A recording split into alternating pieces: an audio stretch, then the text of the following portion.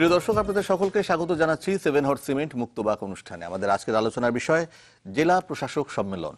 আপনারা জানেন যে 4 দিন ব্যাপী জেলা প্রশাসক সম্মেলন শুরু হয়েছে। যে দিনটি আমরা পার করছি, এই দিনের শুরুতে মাননীয় প্রধানমন্ত্রী শেখ হাসিনা এই সম্মেলনের উদ্বোধন করেছেন এবং সম্মেলনটা উদ্বোধন করা হয়েছে এমন একটা দিনে যেদিন সকালে জঙ্গিবাদের বিরুদ্ধে বাংলাদেশের যে চলমান অভিযান রয়েছে সেই অভিযানের একটা বড় ধরনের অভিযান সম্পন্ন করা হয়েছে, যেখানে অন্তত 9 জন জঙ্গিকে তারা এনকাউন্টারে মারা গেছেন এবং জঙ্গিবাদের বিরুদ্ধে কঠিনতর একটি বার্তা দেওয়া হয়েছে এই অভিযানের ভেতর দিয়ে। এবং একই সময় প্রধানমন্ত্রী অনুষ্ঠানটি উদ্বোধন করতে গিয়ে বলেছেন যে সন্ত্রাস ও জঙ্গিবাদ মোকাবেলা জনগণকে ঐক্যবদ্ধ করতে তিনি জেলা প্রশাসকদের প্রতি আহ্বান জানিয়েছেন। এছাড়াও বিভিন্ন উন্নয়ন প্রসঙ্গ, সিভিল সার্ভিসকে আরও কীভাবে ইন্টিগ্রেটেড এবং আরও ইফেক্টিভ করা যায় সেই সমস্ত প্রসঙ্গ নিয়েও আলোচনা হয়েছে। আলোচনা করবার জন্য স্টুডিওতে আমাদের আমন্ত্রণে সাড়া দিয়ে এসছেন মাননীয় প্রধানমন্ত্রীর মুখ্য সচিব মোহাম্মদ আবুল কালাম আজাদ, আপনাকে স্বাগত জানাচ্ছি। রয়েছেন স্বরাষ্ট্র মন্ত্রণালয়ের সিনিয়র সচিব ডক্টর মোহাম্মদ মোজাম্মেল হক খান, আপনাকে স্বাগত জানাচ্ছি। এবং রয়েছেন দৈনিক ইত্তেফাকের বিশেষ প্রতিনিধি এবং সচিবালয় রিপোর্টার ফোরামের সভাপতি শ্যামল সরকার, আপনাকেও স্বাগত জানাচ্ছি।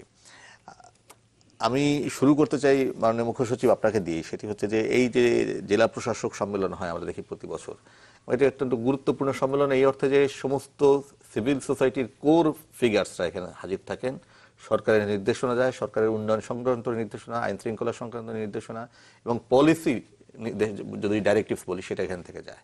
এবং আমি আপনাকে অনেক বছর ধরে দেখছি যে এই সম্মেলনে আপনি নিয়মিত একটা পার্ট, অন্তত গত 8 বছর ধরে তো আমি দেখছি, আমার মেমোরি যদি কাজ না করে, সে ঠিক মতো কাজ করতে পারে। আজকের সম্মেলনের মূল বার্তা কি ছিল মাননীয় প্রধানমন্ত্রীর তরফ থেকে? ধন্যবাদ আপনাকে। আমরা যদি এই সিভিল সার্ভিস জেলা প্রশাসন এটাতে যাই, তাহলে এই ভারতবর্ষে প্রথম এই ভারতীয় জেলা প্রশাসক ছিলেন রমেশচন্দ্র দত্ত। আর আইসিএস যদি হিসাব করেন তাহলে আমরা সবাই জানি সত্যেন্দ্রনাথ দত্ত ছিলেন আমাদের প্রথম আইসিএস। তো এরও আগে আপনি যদি যান, মানে সিভিল সার্ভিসের ইতিহাসটা বোঝা, সেটা হচ্ছে যে এই ভারতে চাণক্য, যাকে আমরা কৌটিল্য অথবা বিষ্ণু, তিনিই কিন্তু ওই সিভিল সার্ভিসের গোড়াপত্তনের কথাবার্তা বলেছেন তার কৌটিল্যের অর্থশাস্ত্রে, সেই চন্দ্রগুপ্ত মৌর্যের সময়।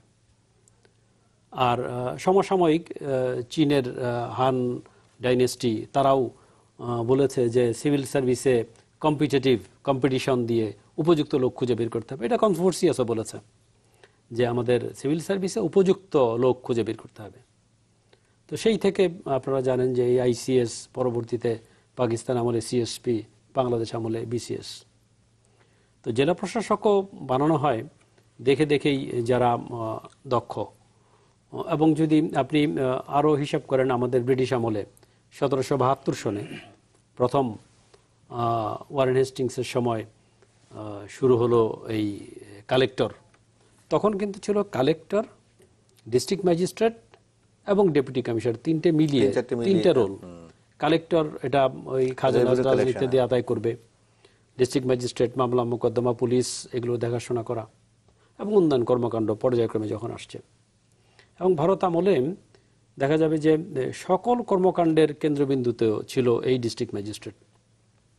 এটা পুলিশের কাজের তত্ত্বাবধান, ফরেস্ট ডিপার্টমেন্ট, ইঞ্জিনিয়ার, আইন শৃঙ্খলা, যা বলেন সব কিছুই। এটা পরবর্তীতে কাজের পরিমাণ পরিধি বেড়েছে, দক্ষতা সম্পন্ন স্পেশালাইজেশন প্রয়োজন হয়েছে, নানা ডিপার্টমেন্টের তৈরি হয়েছে। এবং হাল আমলেও 2007-এ আমরা সেপারেশন অফ জুডিশিয়ারি করে যে সমস্ত মামলা মোকদ্দমা এক্সিকিউটিভ ম্যাজিস্ট্রেটরা বিচার করতো সেটাও ভাগ হয়েছে। এটি ভালো হয়েছে, যাতে করে ডেভেলপমেন্ট কাজটা আরও বেশি করা, স্পেশালাইজেশনের দিকে গেছে। তো সেই কথাতেই আপনার কথাতেই আসা, সেটা হচ্ছে যে সামগ্রিক উন্নয়ন কর্মকাণ্ডের সমন্বয় তদারকির দায়িত্ব জেলা প্রশাসনের কাছে, জেলা প্রশাসকের কাছে।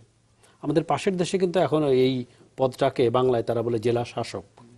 আমরা জেলা প্রশাসক এটি দিয়ে মানে মোর প্রো পিপল, সাধারণ মানুষের সঙ্গে মেশা, সাধারণ মানুষের সঙ্গে থেকে উন্নয়ন কর্মকাণ্ডটা করা। তো আজকের যে সম্মেলন, এই সম্মেলনের মাননীয় প্রধানমন্ত্রী যে মূল সুরটি, সেটি হচ্ছে যাতে করে উন্নয়ন কর্মকাণ্ড কোনোভাবেই বাধাগ্রস্ত না হয় এবং সামগ্রিকভাবে উন্নয়ন কর্মকাণ্ডের সহযোগিতা দিয়ে যাওয়া। আরো বিস্তারিত পরে বলা যাবে, আপাতত এটুকু আচ্ছা, বলি। আমি তাহলে একটু যেতে চাই শ্যামল সরকার আপনার কাছে। উনি যেটা বললেন যে উন্নয়ন কর্মকাণ্ডে যাতে কোনো রকম বাধাগ্রস্ত না হয় সেটি নিশ্চিত করবার জন্য জেলা প্রশাসকদেরকে তার ইসের কথা জানিয়েছেন, নীতির কথা বা তার যে ডাইরেক্টিভসগুলো জানিয়েছেন। আপনি সাংবাদিক হিসেবে যেহেতু এটা রিপোর্ট করেছেন, পর্যবেক্ষণ করছেন এবং বহুদিন ধরে আপনি ডিসির সামনে, এবারের সম্মেলনে কোনো বিশেষ পার্থক্য দেখতে পান কিনা সাংবাদিক হিসেবে? ধন্যবাদ। এবারের সম্মেলনটা তো নিঃসন্দেহে একটি তাৎপর্যপূর্ণ, বিশেষ বিদ্যমান বাস্তবতার দিক থেকে বিবেচনা করা হলে যে অন্য যে কোনো সময়ের বিবেচনায় এবারে ডিসি সম্মেলন এবং তাৎপর্যপূর্ণ এই কারণে যে এমন একটা সময়ের মধ্য দিয়ে দেশটা যাচ্ছে যে সময়ে নাকি ডিসিদেরকে বলতে হচ্ছে সরকারকে যে তোমরা মানুষকে সচেতন করো, মানুষকে বলো, মানুষকে বোঝাও যে মানুষ যেন খারাপ পথে না যায়, জঙ্গি না হয়ে যায় ইত্যাদি। ক্ষমতায়নের যে প্রশ্নটি, উন্নয়ন কর্মকাণ্ড সমন্বয় করা কিংবা উন্নয়ন কর্মকাণ্ড ব্যাহত যাতে না হয় সেই দিকে লক্ষ্য রাখার যে প্রশ্নটি এসছে, এটি ধারাবাহিকভাবে গতানুগতিকভাবে সবসময় কিন্তু ডিসিদেরকে সরকারের প্রধানের পক্ষ থেকে তাগিদ দেওয়া হয়ে থাকে। মাননীয় মুখ্য সচিব মহোদয় বলেছেন এবং তিনি নিজেও ভিডিও কনফারেন্সের মাধ্যমে একাধিকবার জেলা প্রশাসকের সাথে এ নিয়ে কিন্তু মত বিনিময় করেন, আমরা দেখেছি সেটি। কিন্তু দুর্ভাগ্যজনক হলেও সত্য যে আমাদের দেশের আইন কানুন এবং আমাদের রাষ্ট্রীয় ব্যবস্থাপনা, বিশেষ করে রাজনৈতিক দিক থেকে আমি বলবো যে ডিসিদের হাতে ওই ধরনের পর্যাপ্ত কিন্তু আইনি কর্তৃত্ব নেই। উন্নয়নের পুরো কর্তৃত্ব যদিও দেখা যায় যে উন্নয়ন বরাদ্দের অনেক বরাদ্দ ডিসিদের বা ইউনোদের অনুকূলে যায়, কিন্তু ওই উন্নয়ন কোথায় ব্যয় হবে, কিভাবে ব্যয় হবে সেই সিদ্ধান্ত নেওয়ার ক্ষেত্রে কিন্তু ডিসি বা ইউনোর কোনো ভূমিকাই থাকে না এবং তাদের কাছে জিজ্ঞাসাও করা হয় না। এমনকি যদি মনে করা হয় যে কোনো ডিসি সেটা জানতে চেষ্টা করছেন যে তার অনুকূলে আসা বরাদ্দ, উন্নয়ন বরাদ্দ বা উন্নয়ন পরিকল্পনা এবং উন্নয়ন পরিকল্পনাও কিন্তু ডিসিদেরকে সম্পৃক্ত করার কোনো সুযোগ আমি খুব দেখিনি বাস্তবতা দৃশ্যত। ভেতরে কতটুকু কিভাবে আছে সেটা আমার জানা নেই, তবে দৃশ্যত যেটা দেখি সেটা উন্নয়ন পরিকল্পনা গ্রহণ করার ক্ষেত্রেও কিন্তু জেলা প্রশাসকদের কোনো গুরুত্বপূর্ণ ভূমিকা দৃশ্যত দেখা যায় না, যদিও তাদেরকে এই সমস্ত কাজের সমন্বয়ের দায়িত্ব দেওয়া হয়েছে, কিন্তু তারা যে কাজটি সমন্বয় করবেন সেই কাজ সম্পর্কেই তারা অবহিত থাকতে পারেন না। আমাদের বাস্তবতাটা হচ্ছে সেটি।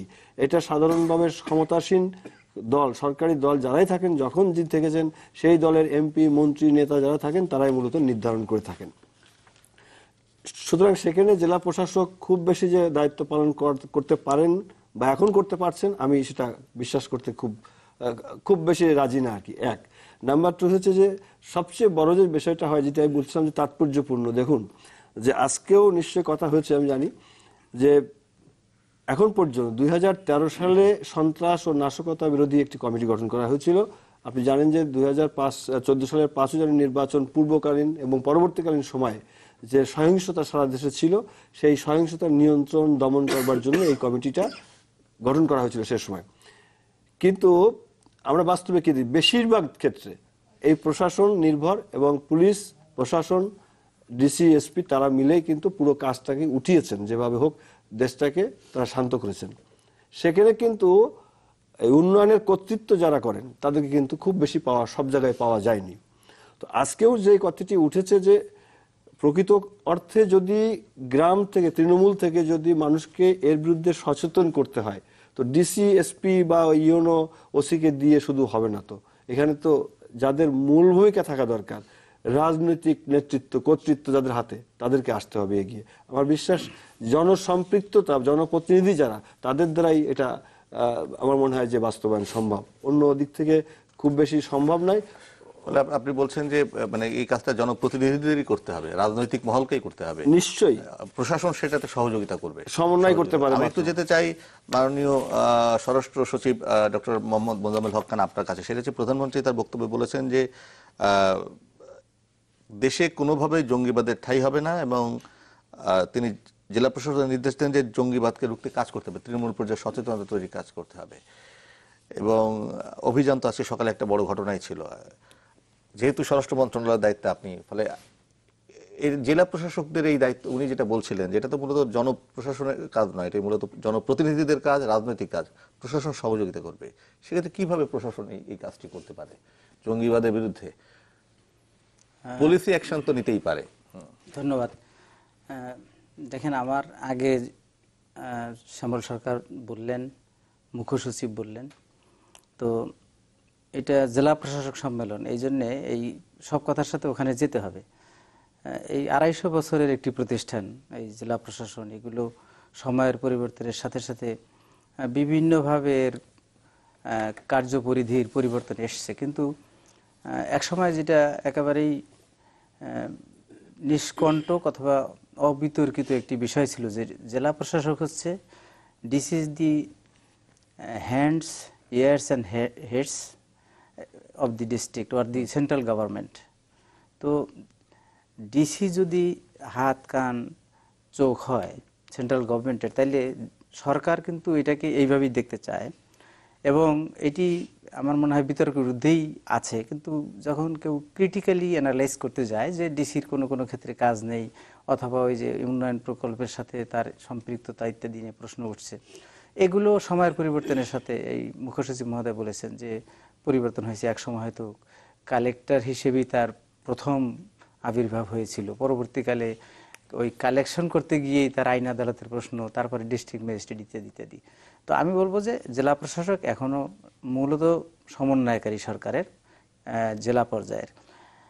এখন যদি প্রশ্ন ওঠে যে জেলা প্রশাসক এই যে জঙ্গি ইত্যাদি এইসব মিলিটেন্সির বিরুদ্ধে তার কাজটা কি, তার কাজটা হচ্ছে জেলা প্রশাসক এখনও সেন্ট্রাল গভর্নমেন্টের প্রতিনিধিত্ব করে, জেলা আইন শৃঙ্খলা কমিটির উনি এখনও সভাপতিত্ব করেন, এবং উপজেলায় নির্বাহী অফিসার করেন, যিনি আবার জেলা প্রশাসকের একজন জুনিয়র কর্মকর্তা লোয়েস্ট টায়ারে গভর্নমেন্টের।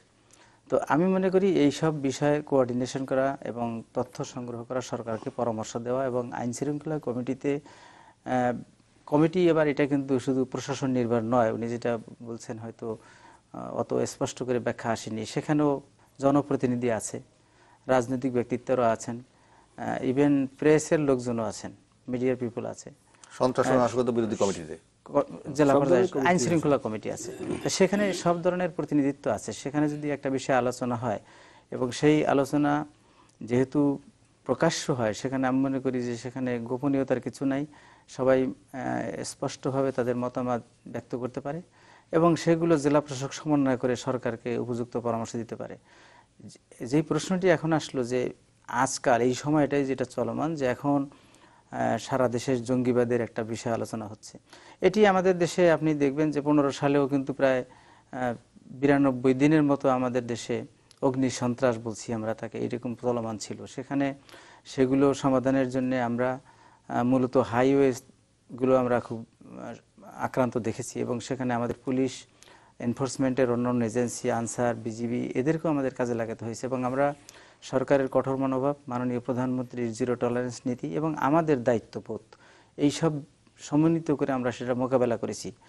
এখন যেই বিষয়টি এখন নতুন অবয়বে আসলো, সেটি হচ্ছে যে এখন বিদেশি আছে, সেখানে গিয়ে হোলি আর্টিজানে আক্রমণ করেছে, এবং এই যে যেটা কল্যাণপুরে ঘটলো, যে ওই যে 9 জনের কথা আপনি শুরু করলেন, সেখানে 20 জুন থেকে তারা একটি বাড়ি ভাড়া করেছে এইসব অপকর্ম করার জন্য, এবং তাদের থেকে যেই সব অস্ত্রশস্ত্র এগুলো উদ্ধার করা হয়েছে, এগুলোর সাথে হোলি আর্টিজানের যেই অপারেশন হয়েছিল তাদের পোশাক আশাক, কেটস পরা, পাঞ্জাবি রং, অন্যান্য যেই সব জিনিসপত্র, ইকুইপমেন্টস তারা নিয়ে চলে, এগুলোর ভিতরে একটা যোগসূত্র মিল আছে। তার মানে বোঝা যাচ্ছে যে একই সূত্রে গ্রথিত এইসব লোকেরাই সন্ত্রাসগুলো করছে। এখন এইটা এমনভাবে বিস্তৃত, আমরা এখন জানি না যে who is the target and where is the spot of the target. যে কোনো জায়গায় মার্কেটে করে বসতে পারে, এরা রেস্তোরাঁয় করেছে, আবার ইন্ডিভিজুয়াল দু একটা কেস আছে যেটা আমাদের পুরোহিত এবং অন্যান্যরাও ব্যক্তিগতভাবে আক্রান্ত হয়েছে। এরা বিক্ষিপ্তভাবে করছে। বিক্ষিপ্তভাবে করার একটা সমস্যা হচ্ছে আমাদের, যে আমরা আসলে কোনো একটা জায়গায় কনসেন্ট্রেট করতে পারছি না, আমাদের তো অসীম ক্ষমতা নেই, তার বলে আমরা দুর্বলও নেই, এটা আপনার মনে রাখতে হবে। আমাদের ইন্টেলিজেন্স আছে, সব খবরই আমাদের কাছে থাকে, 2-একটা ঘটনা ঘটে যায় মনে হয় ওইটি খবর, কিন্তু আমরা যে 90টি ঘটনাকে অ্যাভয়েড করছি, অঙ্কুরেই বিনষ্ট করছি, এবং তাদেরকে এমনভাবে ভিজিলেন্সে রাখা হয়েছে তারা কিছু করতেই পারছে না, সেই সাফল্যটা কিন্তু আমরা দেখাতেও পারি না আর কেউ বুঝতেও পারে না। দু একটা ঘটনা ঘটে যায়, সেটি খবর হিসেবে বেরিয়ে আসে। তো আমি আবার মূল কথায় ফেরত আসি। আপনি বলছেন যে জেলা প্রশাসক তাহলে এই আইন শৃঙ্খলার এই সব প্রশ্নে এখনকার যে ঘটনা প্রবাহ, এখানে তাদের ভূমিকা কি? এখানে ভূমিকা মাননীয় প্রধানমন্ত্রী একেবারে স্পষ্ট বলেছেন, এটা একটা জন আন্দোলন করতে হবে এই সন্ত্রাসের বিরুদ্ধে।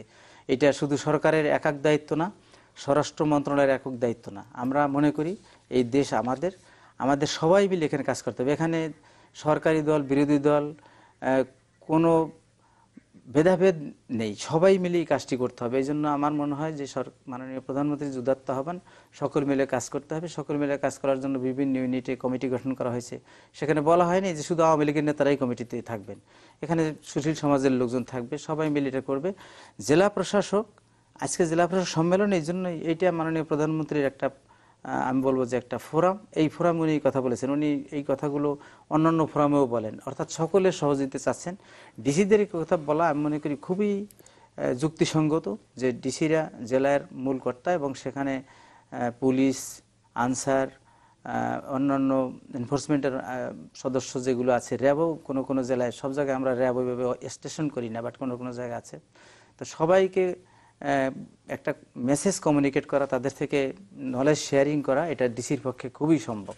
এই জন্য এইটি আমার মনে হয় আহ্বানটি যথাযথ, নিঃসন্দেহে এটার উপযুক্ত জায়গা আহ্বানটা জানানো। আমাদের একজন দর্শক আছেন, তার একটা প্রশ্ন নিয়ে নিই। প্রিয় দর্শক কে আছেন, পরিচয় দিয়ে প্রশ্ন করুন।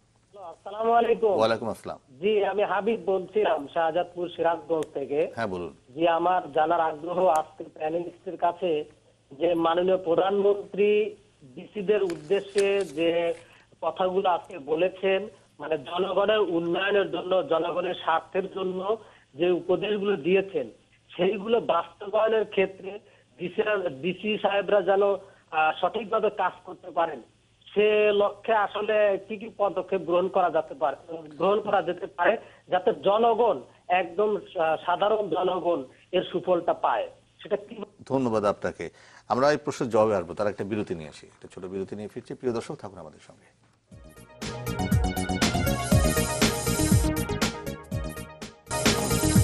দর্শক, আবারও স্বাগত জানাচ্ছি 7on7 মুক্ত বাক অনুষ্ঠানে। কথা বলছিলাম প্রধানমন্ত্রী মুখ্য সচিব মোহাম্মদ আবুল কালাম আজাদ, স্বরাষ্ট্র সচিব ডক্টর মোহাম্মদ মোজাম্মেল হক খান এবং সাংবাদিক শ্যামল সরকারের সঙ্গে। আমি একটু যেতে চাই মুখ্য সচিব আবুল কালাম আজাদের কাছে। মাননীয় প্রধানমন্ত্রী তার বক্তব্যে একটা কথা বলছিলেন যে উন্নয়ন প্রকল্পের নামে অতিরিক্ত অর্থ ব্যয়ের একটা প্রবণতা রয়েছে। ধন্যবাদ। আপনার এই প্রশ্নে যাওয়ার আগে আমি শ্যামল সরকার যে কথাগুলো বলেছে জেলা প্রশাসকদের ভূমিকা নিয়ে, দেখেন, জেলা প্রশাসক যেটি বলছেন যে জেলা প্রশাসক কোনো উন্নয়ন কর্মকাণ্ড ভালো রোল প্লে করতে পারে না, এটা একদম ঠিক না। এই কারণে সেটা হচ্ছে জেলা পর্যায়ে একটা কমিটি আছে যেটার নাম হচ্ছে উন্নয়ন সমন্বয় কমিটি। জেলা পর্যায়ে সকল মানে ন্যাশনাল বিল্ডিং ডেভেলপমেন্টের যত কর্মকর্তা আছে সব কর্মকর্তারা এই কমিটির সদস্য। মান্থলি একটা মিটিং হয় এবং এই মিটিংটাতেই অ্যালং উইথ আদার মিটিংস নির্দেশনা দেওয়া আছে, এখানে কোনো রিপ্রেজেন্টেশন চলবে না, কর্মকর্তা তাকে স্বয়ং উপস্থিত থাকতে হবে। উদ্দেশ্যটা হচ্ছে যাতে এটা একটা কার্যকর একটা সভা হয়, সেখানে কিন্তু উন্নয়নের সময়টা হয়, কোথায় কোন সমস্যা আছে, এলাকার কোথায় কোন ইস্যুজ আছে, এগুলো কম্পাইল করে ডিসি কিন্তু মানে এটা যেটা আমাদের মোজাম্মেল হক খান সাহেব যেটা বলেছে, এটা ইনস্টিটিউট কিন্তু এই 250 বছরের প্রতিষ্ঠান, তারা কিন্তু প্রতিনিয়ত এই রিপোর্টটা করে, ক্যাবিনেট সেক্রেটারিতে ক্যাবিনেটে রিপোর্টটা করে, ক্যাবিনেট সচিব কিন্তু এটাকে প্রতি মাসে কম্পাইল করে এটা সরকারকে দেয়, প্রধানমন্ত্রীকে দেয় এবং আদার মিনিস্ট্রিতে দেয়। কাজে এই যে জেলা প্রশাসকের ভূমিকাটা উন্নয়ন সমন্বয় করা, এটা খুবই একটা ইফেক্টিভ রোল। হ্যাঁ, এটা আরও ইফেক্টিভ কিভাবে করা যায়, যেমন হচ্ছে প্রকৃত অর্থে জনপ্রতিনিধি যারা আছেন, ইউনিয়ন পরিষদ, উপজেলা পরিষদ, তাদের তো সীমিত পরিসরে তাদের যে দায়িত্ব তারা আওতায় তারা কাজকর্ম করেন। আমার মনে হয় শ্যামল সরকার বলতে চাইছেন, মাননীয় সংসদ সদস্যদের কথা হয়তো বলতে চাইছেন তিনি। সংসদ সদস্যগণের তারা আমাদের দেশে ডেভেলপমেন্ট পার্সপেক্টিভে তারা অনেক কাজকর্ম করছেন। কাজেই মানে রোলটা যে ইফেক্টিভ রোল হচ্ছে না তা না, এটা হলো একটা দিক। আর একটা হচ্ছে আইন শৃঙ্খলার কথা যদি বলেন, তাহলে জেলা প্রশাসনের সামান্য এটা কি একটা আইন শৃঙ্খলা কমিটি তো আছে, যেটা মোজাম্মেল হক খান সাহেব বলেছেন। এর বাইরে একটা কোর কমিটি করা আছে, যেটা 2013-তে করে দেওয়া হয়েছিল। এই যে কি বলে জেলা প্রশাসক, পুলিশ সুপার, ওখানে যদি বিজিবির লোকজন থাকে, র্যাব যদি থাকে, ইত্যাদি ইত্যাদি, তারা কিন্তু মানে দুর্যোগ বলতে মানে এরকম কোনো সমস্যা যখন হবে, আইন শৃঙ্খলা পরিস্থিতির মারাত্মক অবনতি ঘটে, তখন কিন্তু তারা ক্লোজলি বসে, কি করণীয় সেই বিষয়গুলো পর্যালোচনা করে, পরামর্শ করে এবং সেই অনুযায়ী কাজকর্ম করে। কাজেই এই হিসেবে জেলা প্রশাসনের ভূমিকাটা, আমি মনে করি জেলা প্রশাসকের ভূমিকাটা অত্যন্ত কার্যকর। এখন যদি আমি প্রকল্পের কথায় আসেন, প্রকল্পের কথায় যদি যাই, যে কিছু কিছু বিশাল জায়গায় বিশাল প্রকল্প নেওয়া হচ্ছে এবং উন্নয়ন ব্যয় বেড়েই চলেছে। পদ্মা সেতু তার 1 নম্বর উদাহরণ। না, এটার বিষয় হচ্ছে পদ্মা সেতুর কথা যদি আমি না বলি, না, প্রয়োজন, কিন্তু প্রকল্প ব্যয় না, বাড়ছেই তো প্রকল্পের ব্যয় বাড়ার নানা রকমের কারণ থাকে। যেটি মাননীয় প্রধানমন্ত্রী বলতে চেয়েছেন যে অনর্থক অযথা যাতে কোনো কারণে ব্যয় বৃদ্ধি না করা হয়, কিন্তু যথাযোগ্য কারণে যদি ব্যয় বৃদ্ধি হয় তাহলে সেটা তো অবশ্যই প্রয়োজন হবে। যেমন পদ্মা সেতুর কথাই আপনি তুলেছেন। পদ্মা সেতুর যখন এস্টিমেট করা ছিল আর যখন কাজ শুরু হয়েছে, অনেক সময়ের তফাৎ হয়ে গেছে, জিনিসপত্রের দামের অনেক পরিবর্তন হয়ে গেছে, ডিজাইনের পরিবর্তন হয়েছে। এ সমস্ত কারণে কিন্তু পদ্মা সেতুর ব্যয়টা বেড়েছে। এবং আপনি দেখবেন যে আমাদের ডেভেলপমেন্ট প্রসেসে আমরা কিন্তু ওই পরিকল্পনা সংশোধন করার সুযোগ থাকে, 1 বার 2 বার 3 বার, অনেকবারও হয় কোনো কোনো ক্ষেত্রে। এটার উদ্দেশ্য হচ্ছে ওটাই যে যৌক্তিক যেটা সেটাই করবে, এবং সরকারের দায়িত্বও তাই। মন্ত্রণালয় থাকে, মন্ত্রণালয়ের কমিটি থাকে, পরিকল্পনা কমিশনও কিন্তু একটা পিইসি থাকে, এবং মাননীয় প্রধানমন্ত্রীর নেতৃত্বে নির্বাহী কমিটি, জাতীয় অর্থনৈতিক পরিষদের, এই সবগুলো চুলচেরা বিশ্লেষণ করেই কিন্তু ব্যয় বৃদ্ধির অনুমোদনটা দেওয়া হয়। মাননীয় প্রধানমন্ত্রী যে সতর্কবার্তা দিয়েছেন যাতে অপচয়টা না হয়, এই অপচয়টা রোধ করার জন্য প্রত্যেক সরকারি কর্মকর্তার দায়িত্ব। মাননীয় প্রধানমন্ত্রী এটা আবার আমাদের সতর্ক করে দিয়েছেন যাতে অনর্থক আমরা ব্যয় বৃদ্ধি না করি। কোনো কোনো ক্ষেত্রে এটি বলা যাবে না যে কোনো কোনো ক্ষেত্রে এটা কি বলে অপচয়ের নামে দুর্নীতি হয় না, এটা বলা যাবে না। অবশ্যই কোনো কোনো ক্ষেত্রে দুর্নীতিও হয়। তো মাননীয় প্রধানমন্ত্রী প্রধানমন্ত্রী এটাও বলতে চেয়েছেন যে দুর্নীতিতে 0 টলারেন্স। এবং মাননীয় প্রধানমন্ত্রী প্রায়ই এটি বলেন যে 123% বেতন বৃদ্ধি হয়েছে। কোনো কোনো সময় সরকারি কোনো কোনো কর্মকর্তা কর্মচারী বলতে পারে যে আমার জীবন চলে না, আমি দুর্নীতি করি, কিন্তু এই 123% বেতন বৃদ্ধির পরে এই কথা বলার আর কোনো সুযোগ নেই। কাজেই প্রকৃত অর্থে মাননীয় প্রধানমন্ত্রী মিন করতে চান যে এই দুর্নীতিতেও 0 টলারেন্স, সেই দিয়ে যাতে অপচয় রোধ হয় এবং উন্নয়ন কর্মকাণ্ডরা যথা গতিতে সামনের দিকে এগোয়, এটি হচ্ছে ওনার নির্দেশনা। আমি একটু এটার সাথে যোগ করি। মাননীয় প্রধানমন্ত্রী হয়তো 1-2 লাইনে এই কথাটা শেষ করেছেন, কিন্তু এটার কতগুলো ব্যাখ্যা আছে। ব্যাখ্যাটা হলো যে একটা উন্নয়ন প্রকল্প নেওয়া হলো, সেই প্রকল্পটা যদি 1 বছরের মধ্যে শেষ করার কথা থাকে, সেই প্রকল্প শুরু করতে অনেক সময় বিলম্ব হয়। তারপরে দেখা যায় যে সেই প্রকল্প পরের 1 বছর চলে গেল। অনেক সময় অনেক জমি অধিগ্রহণ অন্যান্য কারণে এটা আরও সময় লেগে যায়। তো এই যে সময় বাড়লো, টাইম ওভাররান মানে কষ্ট বাড়ান, মানে সময় বাড়ার কারণে করে দেখা যায় জিনিসপত্রের দাম বেড়ে গেল। আবার অনেক সময় এমনও হয় যে যে রেট শিডিউল আমরা তৈরি করি, সেই রেট শিডিউল পরের রেট শিডিউলকে আবার সুপারসিড করে, তখন দাম বেড়ে যায়। আবার অনেক সময় আছে একটা কাজ করা হচ্ছে, তখন হয়তো পরিকল্পনা একটু খুঁত থাকতে পারে, যেটা পরে কাজ করতে গিয়ে একটু ভেরিয়েশন হয়, সেটার জন্য আবার খরচ হয়। তো মাননীয় প্রধানমন্ত্রী এক কথায় তো সব কথা বলেন নাই, বাট যারা বোঝার তারা বুঝে ফেলবে যে এই ধরনের ভুলের কারণে, এই ধরনের সময় ক্ষেপণের কারণে যেন কোনো প্রকল্পের খরচ বেশি না হয়ে যায়, সেটাও এক ধরনের অপচয়ের মতো। কারণ আমি যদি প্রথম থেকে নির্দিষ্ট সময়ের মধ্যে কাজটা করতে পারি এবং কি করতে হবে আগের থেকেই সুনির্দিষ্টভাবে করতে পারি, তাহলে আমার এই অহেতুক খরচ হয় না। এটার সঙ্গে একটু যোগ দেব, আমি যোগ দিয়ে আসি আগে। সেটা হচ্ছে যেমন ধরেন যে সে একটা বাঁধ নির্মাণ হবে, তো বাঁধ নির্মাণটা 50 টাকা লাগবে, এবছর 20 টাকা ব্যয় করেছি, 30 টাকা এই বছর এখানে দিইনি, অন্য কোথাও ব্যয় করেছি। তো এর ফলে কি হবে, পরের বন্যার সময় দেখা যাবে যে ওই 20 টাকার কাজ শেষ হয়ে চলে গেছে, আবার 0 থেকে শুরু করে, এটা অপচয়। মাননীয় প্রধানমন্ত্রী সেজন্য প্রতিনিয়ত নির্দেশ দেন যে কাজটা প্রায়োরিটাইজ করেন, কোন কাজটা আমাকে করতে হবে ওইটাকে ধরেন এবং ওটা শেষ করে দেন, কমপ্লিট করে দেন ওটাকে, তাতে করে অপচয়টা হবে না। এই বিষয়গুলোকে আলোচনা এসছে, সেটা হচ্ছে যে সাম্প্রতিক জঙ্গি হামলা সহ নানা কারণে এক ধরনের ব্যবসা বাণিজ্যের ক্ষেত্রে একটা মন্দাভাব হওয়ার সম্ভাবনা রয়েছে। বিনিয়োগ পরিস্থিতির উপরে এক ধরনের নেতিবাচক প্রভাব পড়তে পারে বলে অনেকে মনে করছেন, যে এগুলো নিয়ে আছে। এই বিষয়গুলো নিয়ে কি কোনো ধরনের নির্দেশনা? আপনার কি মনে হয় যে বিগত 2-3 মাসের আপনার এক্সপোর্ট ইম্পোর্টের রেকর্ড দেখে কি মনে হয় যে এই কথাগুলো সত্য হবে? না না, আপনার সতর্কতামূলক পদক্ষেপ গত মাসে এক্সপোর্ট বেড়েছে, রপ্তানি আগের বছর গত মাসে এক্সপোর্ট বেড়েছে। কিন্তু হ্যাঁ, যদি এই রকম আইন শৃঙ্খলা পরিস্থিতি উদ্ভাবন হয় আরো বেশি বাড়তো, আরো বেশি বাড়তে পারতো। কিন্তু মানে গত বছরের তুলনায় এই বছরের একই মাসে রপ্তানির পরিমাণ কিন্তু বেড়েছে। বাট এটা আমি বলতে চাই না যে না, ল অ্যান্ড অর্ডার সিচুয়েশনের কারণে আমাদের কোনো ক্ষতি হয় নাই, অবশ্যই ক্ষতি হয়েছে। আমরা যেভাবে উন্নয়ন অগ্রযাত্রা জাপান যেভাবে আমাদের ডেভেলপমেন্ট কর্মকাণ্ডে অংশগ্রহণ করার জন্য এগিয়ে এসেছে, বিগত 2015 সনে একবার এমনটা প্রচন্ড উৎসাহ উদ্দীপনা ছিল, 93 দিনের কারণে পিছিয়ে গেছে। আবারও এরকম একটা জোয়ার আসছিল, আবার এটার কারণে অবশ্যই খানিকটা স্তীমিত হয়ে গেছে। কাজেই যারা বাংলাদেশের এই উন্নয়নকে ব্যাহত করতে চায় এই সমস্ত কিন্তু কর্মকাণ্ড, এই কথা দ্বারা কি আপনি কি 93 সালে এটা ছিল পলিটিক্যাল ভায়োলেন্স আর এটা হচ্ছে মিলিটেন্ট ভায়োলেন্স, এই দুটোকে এক করে দেখছেন? এটা অনেকখানি রাজনৈতিক কথা, বা আমি এই লাইনে যাব না, এই লাইনে যাব না, কিন্তু যোগসূত্র এক জায়গাতেই আছে এটার। মাননীয় স্বরাষ্ট্র সচিব, আপনার কাছে একটু যেতে চাই, যেহেতু আপনারা আগামীকাল ভারতে যাবেন, মাননীয় স্বরাষ্ট্রমন্ত্রী যাবেন, আপনিও যাবেন, এই এই এই সফরটার গুরুত্বটা কি? যেহেতু আমাদের এই অনুষ্ঠানটা আমরা আপনাকে পেয়েছি এবং এটা কালকেই আসন্ন সফর, সেখানে মূলত কি সফরের উদ্দেশ্য কি? এইটা এবং একটা, সেটি তো ভারতে গণমাধ্যমে দেখলাম এটি নিয়ে ব্যাপক অপেক্ষা রয়েছে। এটা আপনি দেখেন যে আমরা ভারতের নিকটতম প্রতিবেশী, আমাদের কিন্তু সাইজে বলে যে আমরা খুব ছোট একটি দেশ ভারতের তুলনায়, কিন্তু আমাদের অবস্থান এবং আমাদের অন্যান্য কর্মকাণ্ড এটা ভারতের কাছে কিন্তু বিশাল বিবেচ্য। ভারতের সেকেন্ড মার্কেট বাংলাদেশ, ভারতের পণ্যের সেকেন্ড মার্কেট আপনার ইনকামের দিক থেকে, কাজে ভারত আমাদের কাছে খুব গুরুত্বপূর্ণ। আরেকটা বিষয় হলো যে আমরা ছোট দেশ হইলেও আমাদের দেশে যদি কোনো ধরনের আমরা যদি ধরেন কোনোভাবে ভারতকে সহযোগিতা মানে ক্ষতি করার জন্য আমাদের কোনো দুষ্ট লোক কাজ করে, মিলিটেন্সি বলেন, ড্রাগ বলেন, আর্মস বলেন, প্রতিবেশী তো সবচেয়ে বড় বন্ধু হতে পারে, বড় শত্রু হতে পারে। কাজে আমরা কিন্তু ভারতের কাছে একটা গুরুত্বপূর্ণ বিষয়। এখন যেটা আমরা যাচ্ছি এটা কিন্তু এই ধরনের কোনো কারণে নয়। ভারতের স্বরাষ্ট্র সচিব এবং বাংলাদেশের স্বরাষ্ট্র সচিব পর্যায়ে প্রতি বছর নিয়মিত মিটিং হয়, 2টি সভা হয়। এটা বিজিবি পর্যায়ে হয়, ডিজি নারকোটিক্স পর্যায়ে হয়।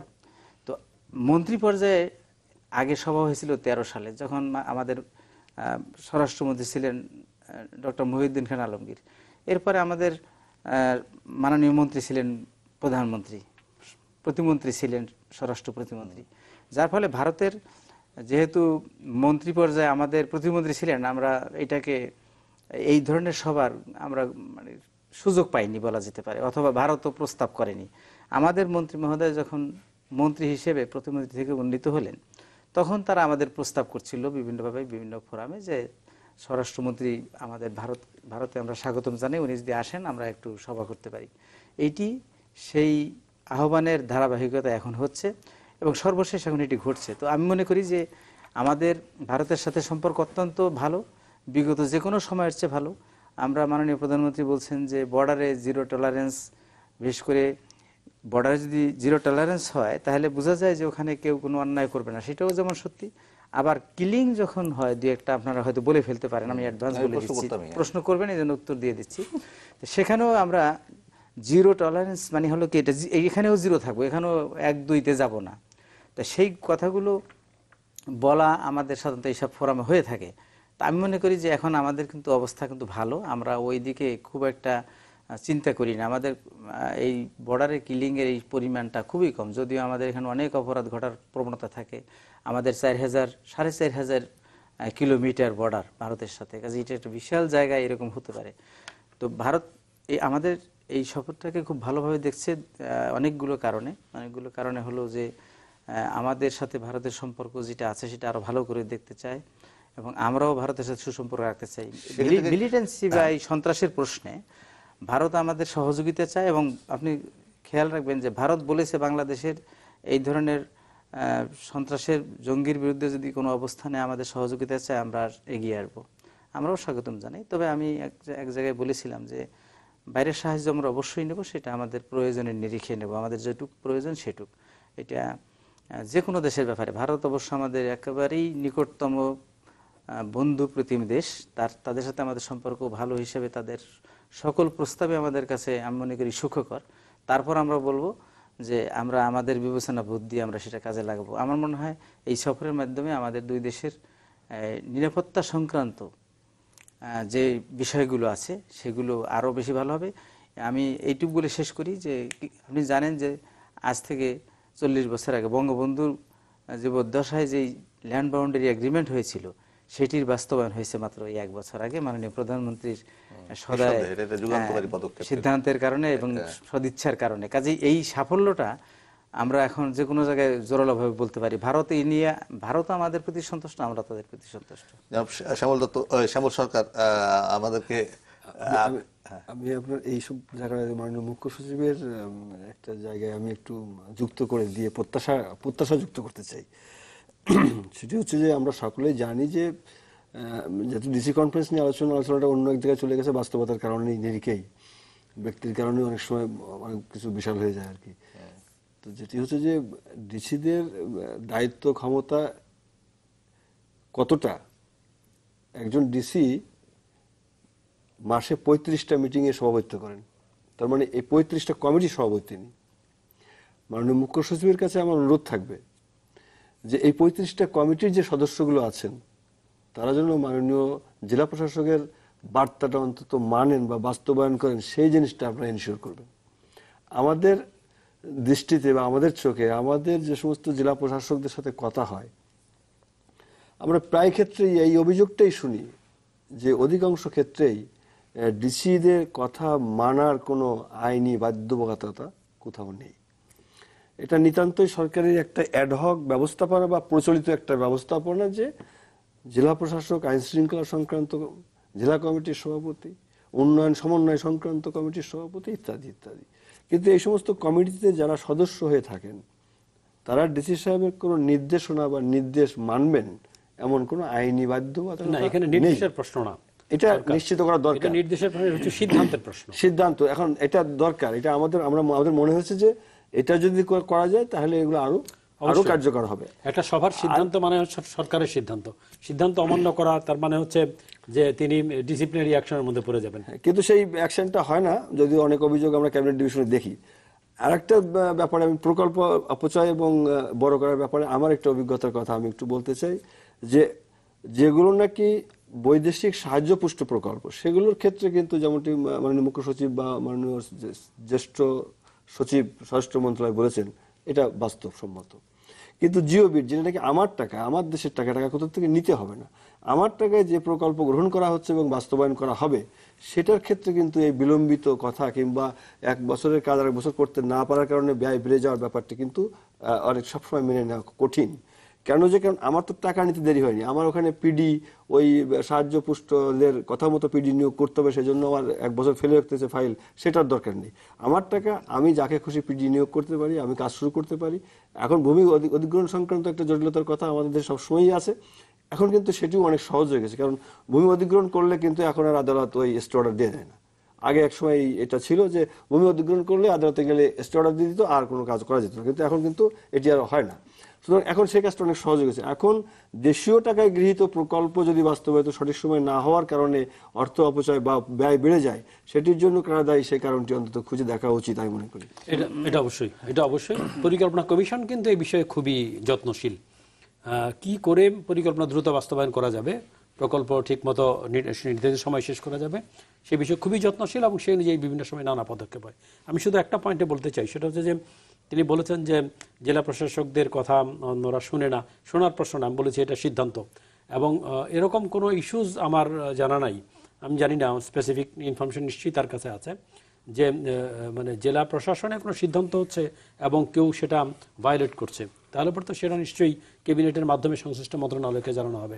এবং এই জেলা প্রশাসক সম্মেলনটা হচ্ছে ওই কারণেই, যেখানে সমন্বয়ের অভাব আছে, আরও সমন্বয় কিভাবে করা যায় মন্ত্রণালয়গুলোর সাথে, সেই জন্যই কিন্তু জেলা প্রশাসক সম্মেলনটা। এবং আপনি জানেন যে আজকে উদ্বোধন হয়েছে, কালকে পরশু এবং তারপর দিন 3 দিন ধরে সব মন্ত্রণালয়ের মাননীয় মন্ত্রী এবং সচিবরা তারা তাদের মন্ত্রণালয়ের কাজকর্ম সম্পর্কে, আগামী বছরের পরিকল্পনা সম্পর্কে বলবে এবং কি সাপোর্ট ডিসিদের থেকে দরকার এবং ডিসিরা মাঠ পর্যায়ে কি সমস্যা বোধ করে এই কথাগুলো কিন্তু বলবে, খোলামেলা আলাপ আলোচনা হবে। জেলা প্রশাসক এই সম্মেলনের মূল উদ্দেশ্য কিন্তু সেটাই, যে গ্যাপটাকে ফিল আপ করে দেওয়া। কাজেই শ্যামল সরকারের কথায় যদি আমি ধরে নেই যে বাস্তবতা আছে, তো সেই বাস্তবতা নিরসনের জন্যই কিন্তু এই সম্মেলন।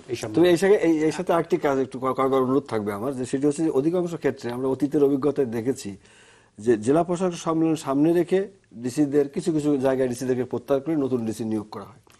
আবার দেখা যাবে ডিসি সম্মেলন শেষ হওয়ার পরেই তারা যে অভিজ্ঞতাটা নিয়ে যাচ্ছে সেই অভিজ্ঞতাটা তারা কাজে লাগাবার পূর্বেই তাদেরকে সেখান থেকে প্রত্যাহার করে নেওয়া হচ্ছে, এরকম ঘটনা ঘটে।